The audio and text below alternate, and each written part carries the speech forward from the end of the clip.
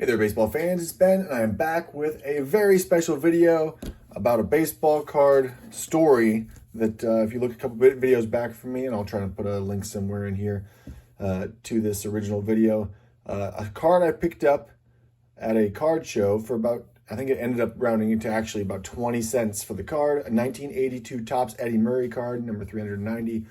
By all standards, a very ordinary card, except for it looked funny to me. I wasn't sure, so I, obviously spent the 20 cents on it, no problem.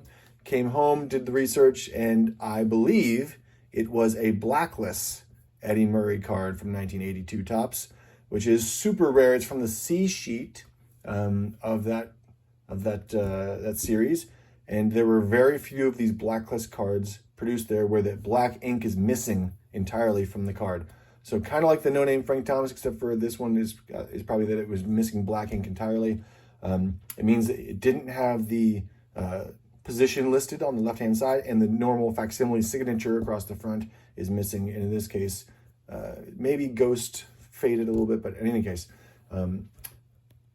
So just a reminder here that this is kind of what we're looking at in terms of the value of this according to PSA. So if you look here, you can see there have been 3 sales of PSA graded versions of this card in the last, 7 years.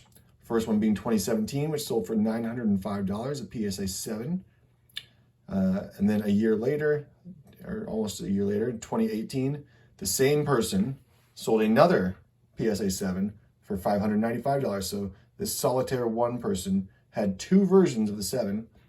And then that second version that sold for $595 was sold in 2020 by a new person for $1,775. Holy cow, that's a lot of money for this card. Again, those are the only 2 versions that have been sold. There are 3 sales total. I think there are only 3 graded versions that were listed of this card. Listed for PSA, and they were all 7s. So 3 7s exist. And then, what's in this box? This is my first PSA submission, the first time I've ever done a grading ever. It's just not really my thing, but this one, I wanted to confirm that it was actually a Blackless 1982 Topps. So that's what I'm hoping for. Mine wasn't in nearly as good a shape as these 7s.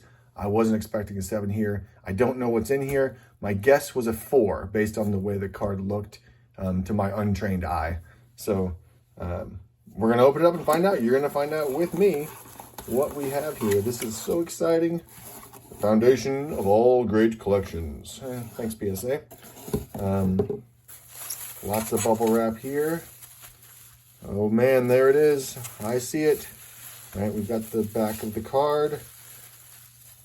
Dun, dun, dun. I actually never even held that many graded cards, so let's take a look at the back real quick. You can see, some corner issues a little bit here, but not too bad. But it's slabbed, so it's not an authentic. Let me just see here. All right, look at this. So it says 1982 Topps Eddie Murray Blackless. So it is, in fact, a Blackless version of this card. You can see this upper left-hand corner is probably the worst part of it. You can see just a little bit of, I don't know, bend or something like that in there.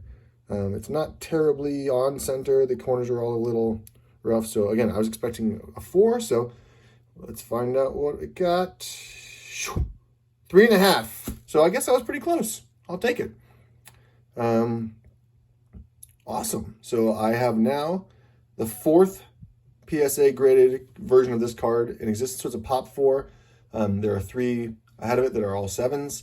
And those are the only sales, 2017, 2018, and 2020. So this is my question for you folks. How the heck do I value this? I don't think I plan on keeping this. It doesn't really have a place in my collection other than I do really like these kind of rare errors. The guess is in total that of these Blacklist cards on the C sheet, there were fewer than 100 created, maybe less than 20 created, which is possible.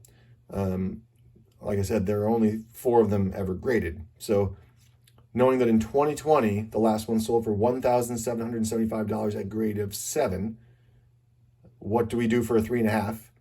Knowing that this is so rare? I really don't have any idea. I would love to hear your thoughts. Put it in the comments. What would you, if you owned this, what would you list it for? What would you try to sell it for? And yeah, we'll see how that goes. Anyway, I hope you guys enjoyed this video. What an exciting journey for me. I'm just really stoked that it is in fact what I thought it was. I'm not sure how I even saw this. I was just looking through a bunch of cards in penny sleeves, or they might not even have been in a penny sleeve. It just might have been sitting in a box somewhere. It was like random Hall of Famers. And I just looked at it and I thought, this looks strange and different to me. And you see it's missing the position and it's missing the facsimile signature, and it looks faded. It looks faded not because of the sun or bleaching or anything like that. It literally is a blackless version of the card. No black ink. So hope you guys enjoyed it. I'll see you next time.